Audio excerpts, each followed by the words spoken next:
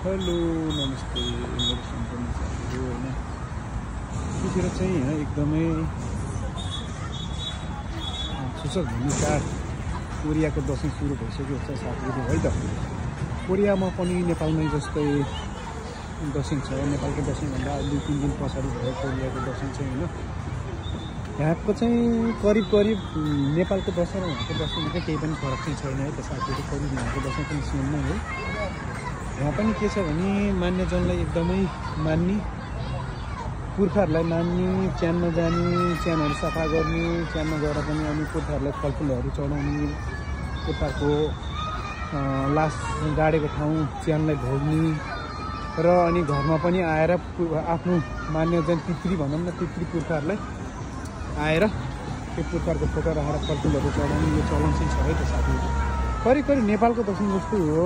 यहाँको पनि सूचक भूमि चाड चाहिँ यहाँ चाहिँ विशेष गरी टिका मात्रै लगेन होइन, टिका नलाए पनि करिब सेम हो क्या, उस्तै हो क्या, केही पनि फरक छैन। नलाउने भनेको टिका मात्रै हो, अरू चाहिँ सबै उस्तै हो है साथीहरू। मान्यजनलाई मान्ने, उहाँहरूबाट आशिष लिने, आशिषहरू एकदमै ग्रहण गर्ने क्या मान्यजनको हातबाट। अनि आफूभन्दा ठुला बडाहरूमा जाने एकदमै, अनि चिप्पी खुम भन्ने हुन्छ होइन, त्यो चाहिँ एकदमै आशिष लिएर पाउने एउटा रकमहरू पनि छ है त गाई।